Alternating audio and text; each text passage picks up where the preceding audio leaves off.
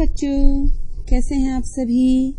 बच्चों, आज हम आधुनिक हिंदी कविता के प्रमुख कवि कुंवर नारायण जी की कविता के बहाने का भावार्थ समझेंगे।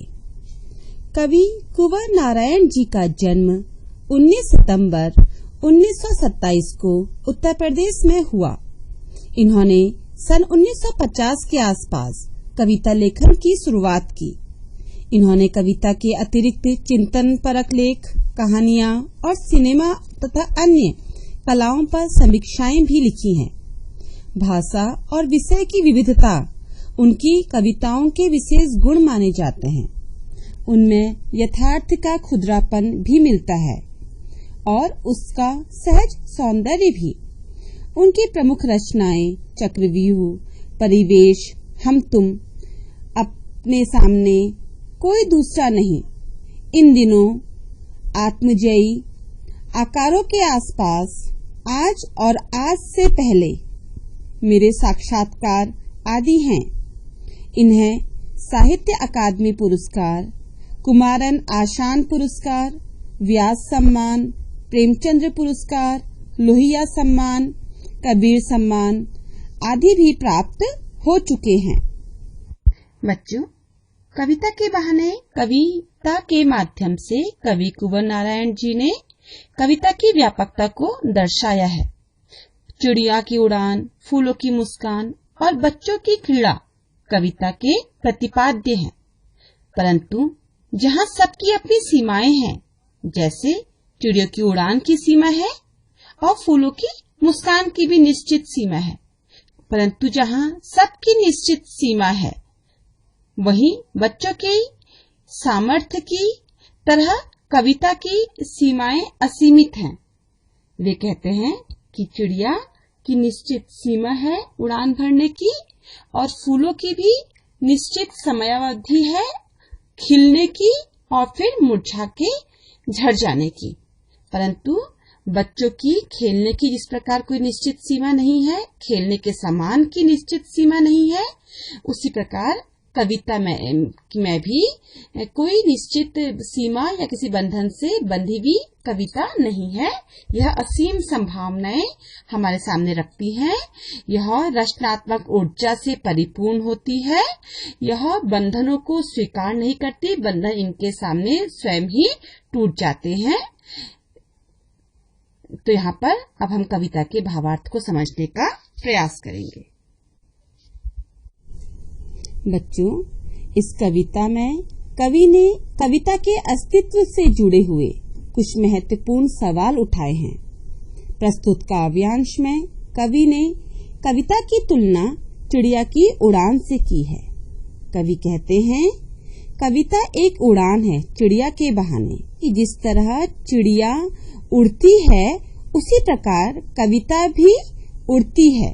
कविता और चिड़िया दो के दो उड़ान भरती हैं, लेकिन कविता की उड़ान भला चिड़िया क्या जाने, लेकिन कविता की जो उड़ान है, जो कविता उड़ती है और जो चिड़िया उड़ती है, उन दोनों की उड़ान में थोड़ा अंतर है और चिड़िया कविता की उड़ान के बारे में नहीं जानती।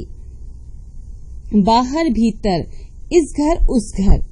कवि कहते हैं कि चिड़िया की जो उड़ान है वो निश्चित है, सीमा में बंधी हुई है, वो बंधनों में बंधी हुई है, पर जो कविता है उसकी कोई निश्चित सीमा नहीं है, वो बाहर है और भीतर भी है, घर इस घर में भी है और उस घर में भी है। मतलब यह बंधन, सीमा के बंधन से मुक्त है। कौन? कविता।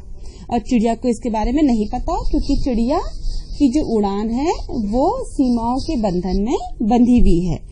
निश्चित सीमा में चिड़िया उड़ती है, पर कविता की कोई निश्चित सीमा नहीं है। कविता में भावों की, विचारों की उड़ान जो है वो सीमा के बंधनों से मुक्त है। वह अनंत आकाश में उड़ती है।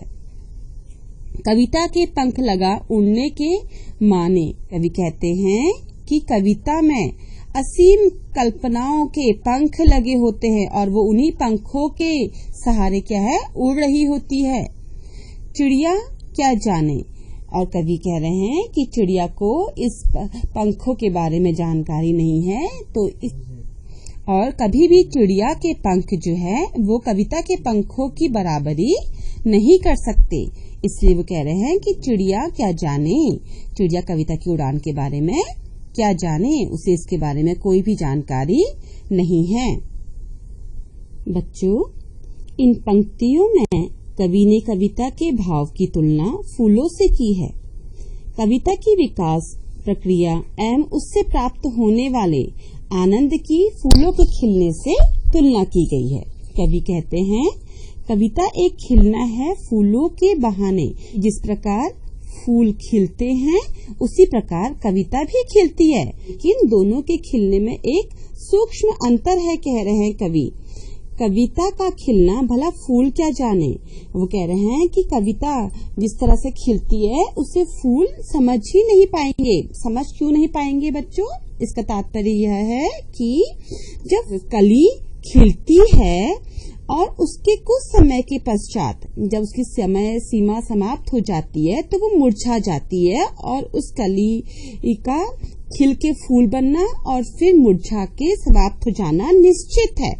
लेकिन कविता का जब वो खिलती है तो फिर वो मुरझाती नहीं है और समाप्त नहीं हो पाती, जबकि वह तो अमर और अजर और अमर हो जाती है, वह अमिट हो जाती है। इसलिए कवि कह रहे हैं कि कविता का खिलना जो है वो फूल नहीं समझ सकते, क्योंकि फूलों की खिलने की निश्चित सीमा, निश्चित अवधि होती है।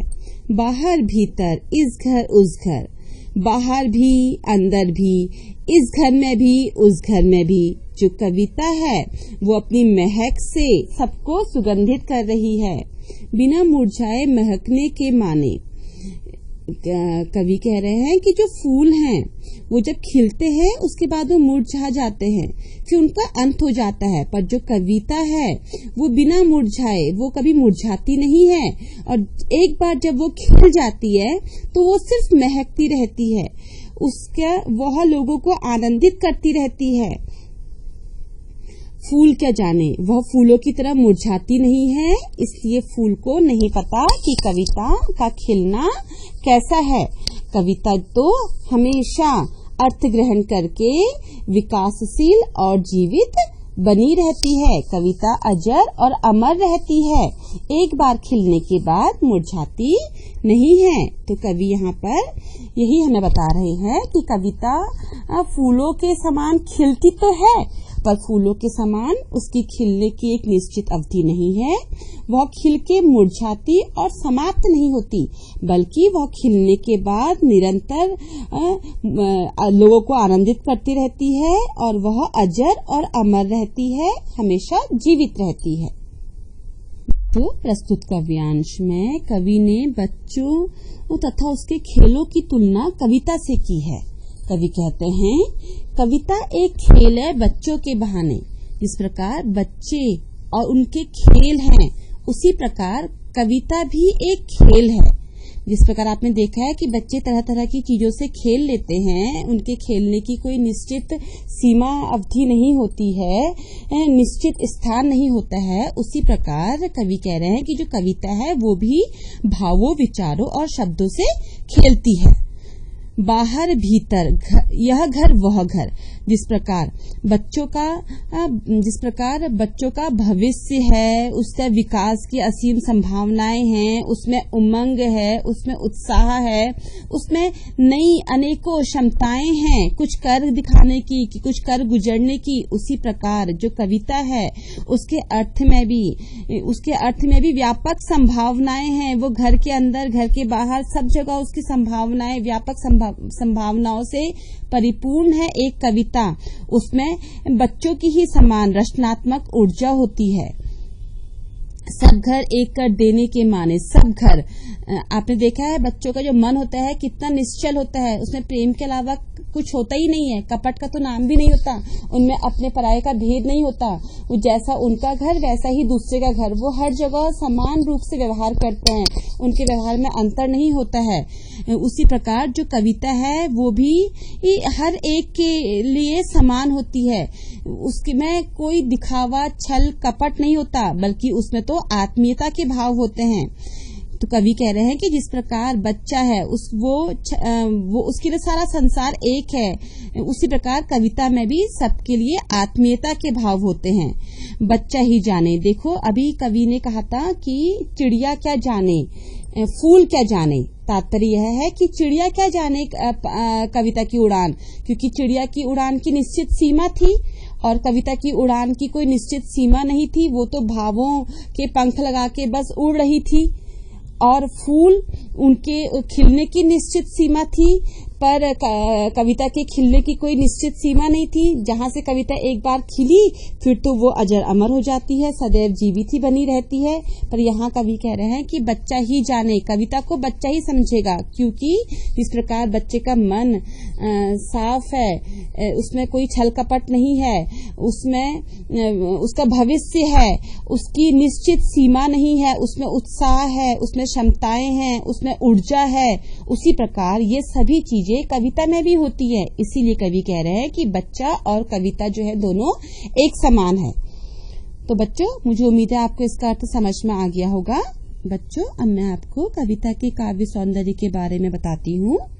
इस पहले काव्यांश में बहाने, जाने, माने, तुक होने से कविता के प्रभाव में वृद्धि हुई है। अनुप्रास अलंकार र वर्ण की आवृत्ति हुई है, अनुप्रास अलंकार है। मानवीकरण अलंकार का प्रयोग हुआ है पूरी की पूरी कविता में, और कवि ने सरल साहित्यिक खड़ी बोली में इस कविता को लिखा है। जो जैसे मैंने आपसे कहा कि पूरी कविता में मानवीकरण अलंकार का प्रयोग हुआ है। खिलना भला फूल क्या जाने में अनुप्रास अलंकार है। बच्चों, इस काव्यांश में कवि ने कविता और बच्चे के खेल की तुलना के माध्यम से बच्चों के मनोभाव और कविता के भाव में समानता प्रकट की है। यह घर, वह घर, बाहर, भीतर में अनुप्रास अलंकार है। सब घर एक कर देने, देने के माने, सब घर एक कर देने के माने कहकर कवि ने बच्चों की आत्मीयता और भेदभाव रहित होने के गुण को दर्शाया है। उसी प्रकार जो कविता है वह भी भेदभाव रहित होती है। कविता का मानवीकरण हुआ है, अतः मानवीकरण अलंकार है। भाषा बहुत ही सहज और प्रभावयुक्त तथा तुक प्रधान है। धन्यवाद बच्चों। यदि आपको भावार्थ समझ में आया तो लाइक कीजिए, सब्सक्राइब कीजिए और प्लीज शेयर भी कीजिए।